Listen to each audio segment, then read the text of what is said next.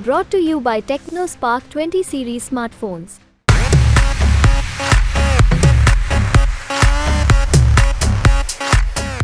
नमस्कार, मैं राजू कुमार झा और देश किसका के वीआईपी सीट पर आज बात करेंगे राजस्थान के नागौर लोकसभा सीट की। राजस्थान में लोकसभा की 25 सीटें हैं। प्रदेश में नागौर एक छोटा सा शहर है।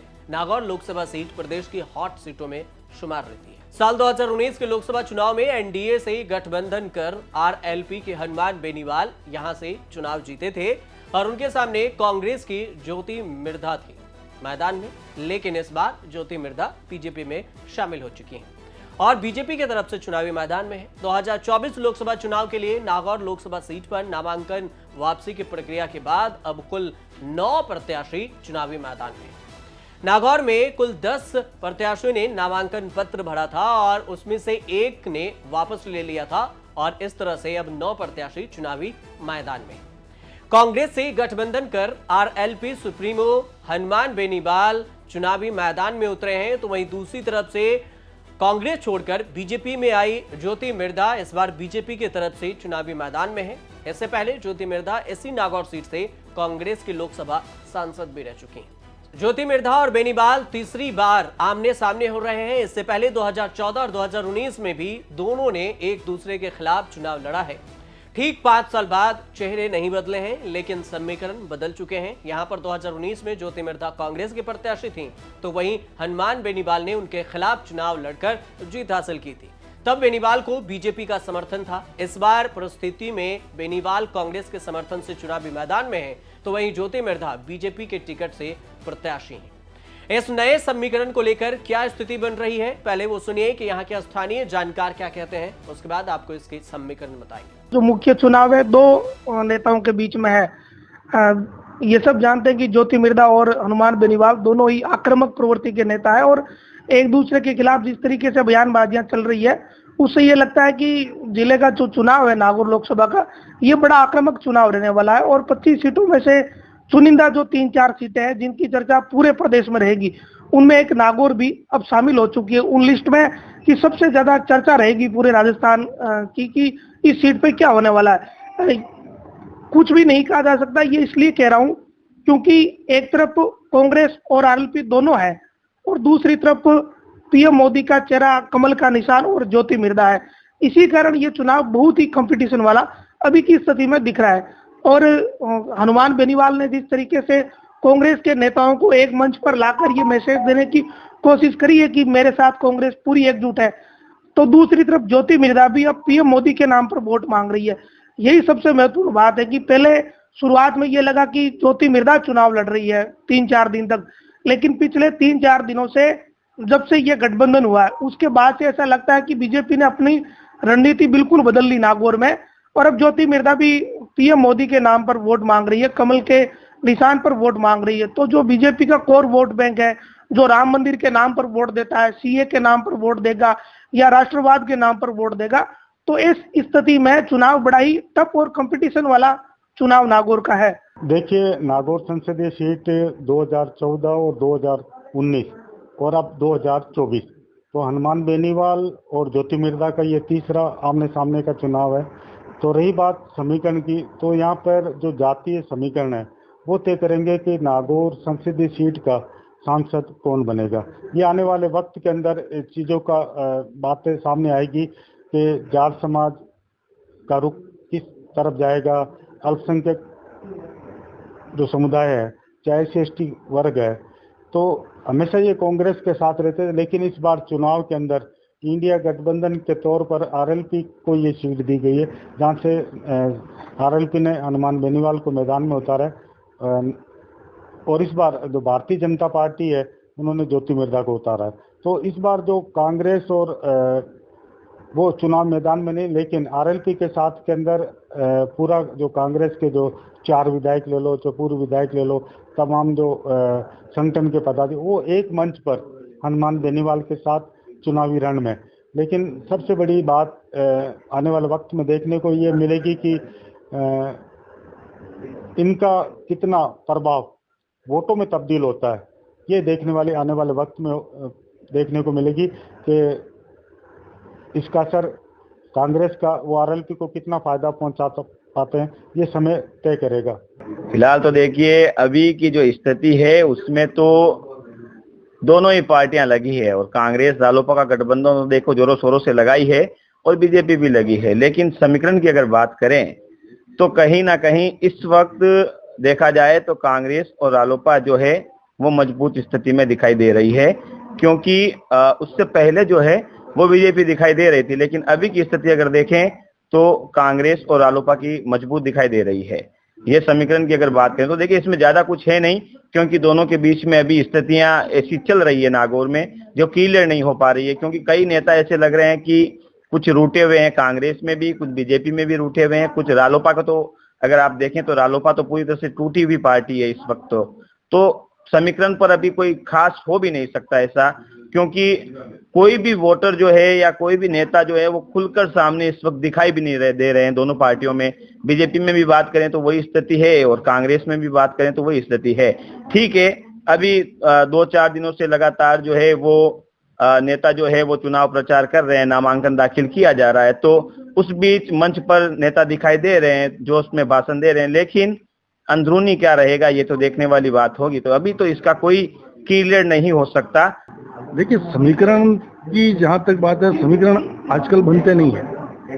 वोटर जो है, हमने पिछले 2-4 चुनाव में देखा है, वोटर हमेशा साइलेंट रहता है। समीकरण की बात तब आती है सामने जब समीकरण खुलकर नजर आए आपको। जब समीकरण खुलकर नजर नहीं आते हैं तो आप समीकरण की बात कर ही नहीं सकते। सोचने का विषय ये रहता है कि कौन किसके साथ खड़ा है, तो उसके बाद ये देखा जा सकता है कि समीकरण किस तरफ जा रहा है। जहाँ तक देखिए 36 कौम है यहाँ पर, और पिछले चुनाव में लगातार हम जो देख रहे हैं वो यही है कि पर्टिकुलर एक ओबीसी से जाट समुदाय को ही हमेशा राजनीतिक टिकट दी जा रही है। तो बाकी की जातियां इस विषय को कब तक एक्सेप्ट करती है और कब अपना फैसला चेंज करती है और किस तरफ देखेंगे, तब जाके ये देखा जा सकता है समीकरण कैसे हो रहा है। फिलहाल समीकरण की तो बात हो नहीं सकती।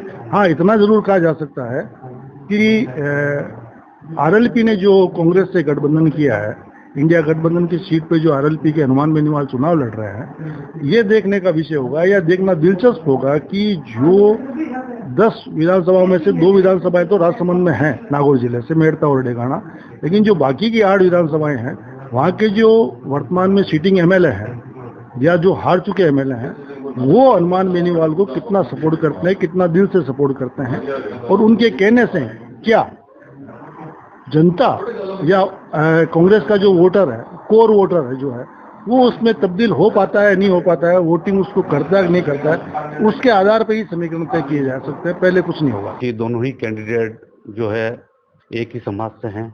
इसके अलावा सामने जो निर्दलीय प्रत्याशियों ने अपने नामांकन भरे हैं, उनका वर्चस्व कहाँ तक है जो जनता के बीच में जो सभाएं शुरू होगी उनके साथ जो आदमी जुड़ेंगे तभी जाके ये चीज सामने हो पाएगी। अब बात करते हैं कांग्रेस और बीजेपी की, तो इस बार कांग्रेस का जो पंजे का निशान है, सिंबल है, वो मशीन पे नजर ही नहीं आने वाला है। तो लोगों को सबसे बड़ी समस्या तो यही रहेगी कि किस तरीके से अपना वोट कर पाएंगे, क्योंकि आरएलपी के साथ गठबंधन में आरएलपी का निशान जो है वो चुनाव चिन्ह के तौर पर काम में लिया जाएगा।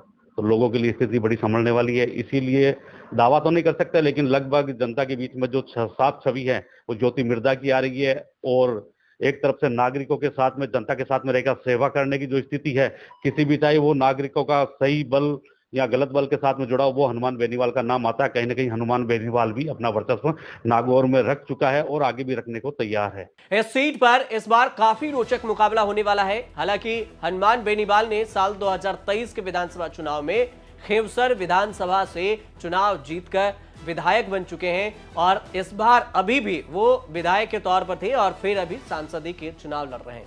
साल 1997 में बीजेपी ने पहली बार प्रयोग किया और मिर्धा परिवार के भानु प्रताप मिर्धा को अपने पाले में लेकर उन्हें चुनाव लड़वाया, जिससे पहली बार नागौर में बीजेपी को जीत मिली। विधानसभा चुनाव से पहले कांग्रेस का दामन छोड़कर पूर्व सांसद ज्योति मिर्धा बीजेपी में शामिल हो गई हैं और बीजेपी ने उन्हें अपना विधानसभा में भी प्रत्याशी बनाया, लेकिन वो चुनाव नहीं जीत सकी। अब लोकसभा में प्रत्याशी बनाया। उन्हें उन्हीं के चाचा कांग्रेस के हरिंदर मिर्धा ने हरा दिया था। ऐतिहासिक रूप से भी नागौर काफी महत्वपूर्ण है।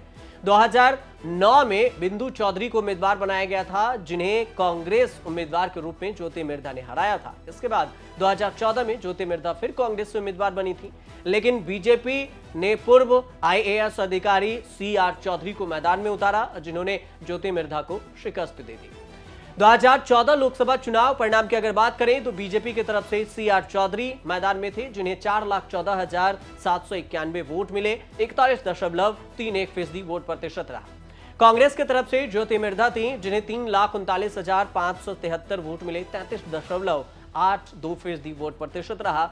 और निर्दलीय उतरे थे तब हनुमान बेनीवाल, जिन्हें 1,59,980 वोट मिले और 15.93% वोट प्रतिशत रहा।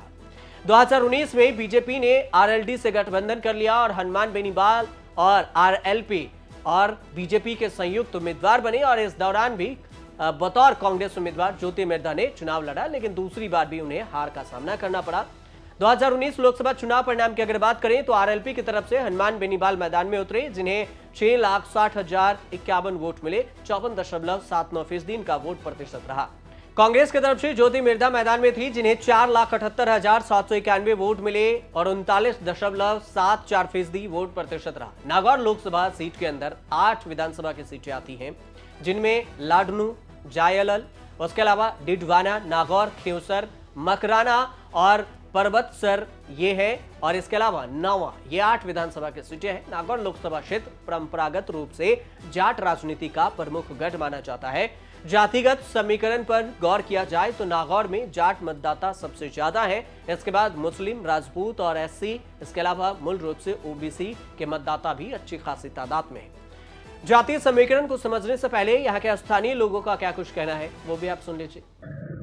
इस बार बीजेपी सरकार 400 पार, ज्योति मिर्धा करीबन 1.5 लाख वोटों से जीत के नागौर से जाएगी और एमपी बनेगी, और यहाँ से हमारे को कन्फर्म उम्मीद है कि मोदी जी इनको ही मंत्री पद नागौर से मिलेगा। बीजेपी को टिकट देगी, बीजेपी के साथ रहती है जनता, यहाँ पार्टी के साथ रहती है और बीजेपी का जनाधार है, बीजेपी के साथ रहते हैं। पहले हनुमान जी बीजेपी थे, हमने वोट दिया था पिछली बार भी, अब ये कांग्रेस में चले गए, हम तो पार्टी के पीछे हैं। पार्टी वही है, कमल के फूल के पीछे, हम तो मोदी जी के पीछे, उम्मीदवार वही है और दोनों उम्मीदवार अलग अलग हो गए। हम पार्टी के साथ हैं, हम सिर्फ कमल का फूल देखते हैं, मोदी जी के लक्ष्य के पीछे। हम तो मोदी जी कह रहे हैं कमल का फूल, हम कमल के फूल के पीछे। में हमारी स्थिति कांग्रेस और आरएलपी का जो गठबंधन हुआ है उसकी बहुत अच्छी स्थिति है, और 40,000 प्लस यहाँ नेताजी हनुमान जी जीतेंगे जाइल विधानसभा से। क्यों जीतेंगे, क्या कारण है इसका? जाइल से इसलिए जीतेंगे क्योंकि जाइल में वैसे भी आरएलपी मजबूत थी और कांग्रेस पार्टी के साथ और हो गया, तो दोनों पार्टियां मिलकर एक ही विचार तरफ चुनाव लड़ रही है, और आम 36 वर्ग सबके समाज लोग के साथ में है, तो वहाँ से तो वो कांग्रेस और आरएलपी ही जीतेगी। ये पिछले विधानसभा चुनाव में भी हमने देखा था, पिछले विधानसभा में जिस तरह कांग्रेस की वहाँ पे लोगों ने मिमिक्री की थी ना, वो ऐसा लग नहीं रहा था कि रिजल्ट होगा, लेकिन उस लेडी को बहुत धन्यवाद है जिसने 17,000 वोट लेकर मात्र 1,500 वोटों से वो हारी थी, ठीक है ना। इसलिए अब की बार दोनों पार्टी साथ में, तो वो तो यहाँ से तो एक 50,000 की लीड मिलेगी। आपके जाइल विधानसभा क्षेत्र में सांसद ने कितना काम करवाया विकास के कार्य? जाइल विधानसभा क्षेत्र में सांसद हनुमान जी बेनीवाल ने बहुत विकास करवाया है, वहाँ सड़कें करवाई है, उच्च शिक्षा करवाई है, और 10-12 किलोमीटर सड़कें निकाली हमारे ग्राम पंचायत में, भवन दिया। जो भी कोई भी XYZ काम होना तो नेताजी ही करते हैं नागौर में तो, और नागौर का इक्वल ऐसा सांसद है जो किसी भी मुद्दे हो वो बेबे से आवाज़ उठाते हैं। ऐसा कोई सांसद नहीं है जो हर बार आते हैं चले जाते हैं, ना कोई विकास की बात करती है। नेताजी का रिपोर्ट कार्ड आपने देखा है क्या 5 साल में? कितना अच्छा रिपोर्ट कार्ड था उनका।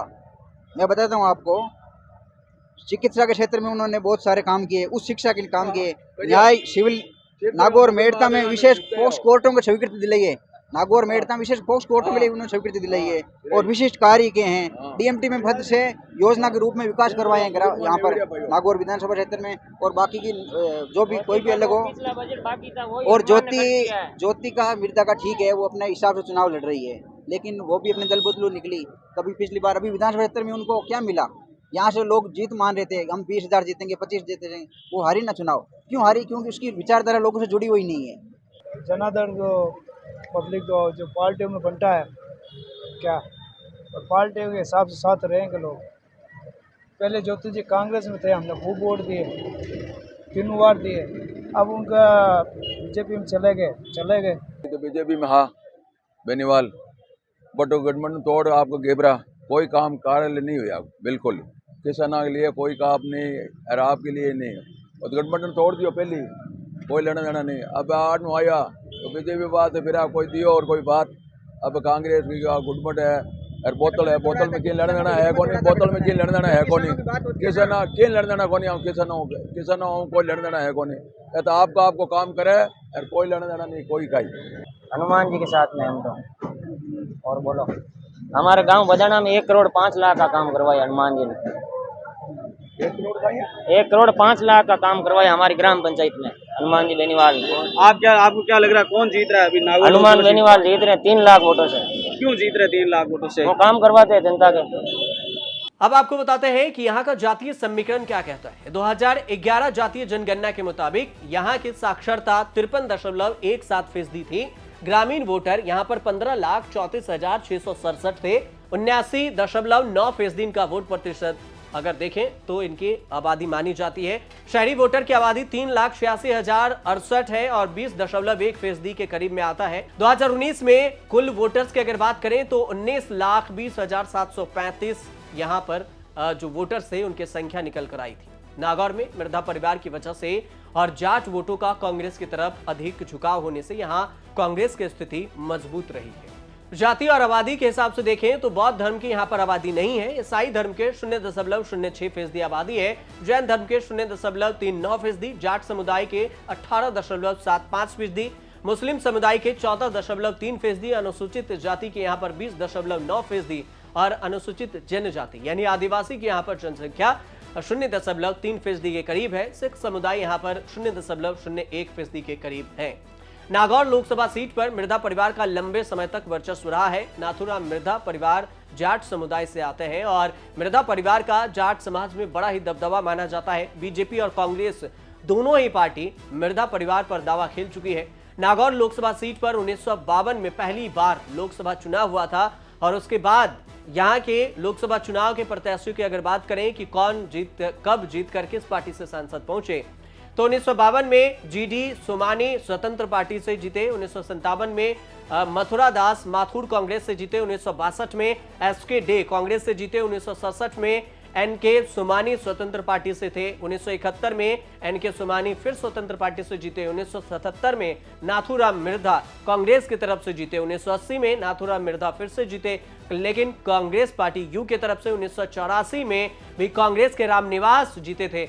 1989 में रामनिवास मिर्धा जनता दल से जीते। 1991 में नाथूराम मिर्धा कांग्रेस से। 1996 में भी नाथूराम मिर्धा और 1997 में भानु प्रकाश मिर्धा बीजेपी की तरफ से। 1998 में राम रघुनाथ चौधरी कांग्रेस से जीते। 1999 में राम रघुनाथ चौधरी फिर से कांग्रेस से जीते और 2004 में भंवर सिंह डांकावास बीजेपी से जीते। 2009 में ज्योति मिर्धा कांग्रेस से जीती। 2014 में सीआर चौधरी बीजेपी से जीते। 2019 में हनुमान बेनीवाल आरएलएसपी से एनडीए गठबंधन से जीते थे।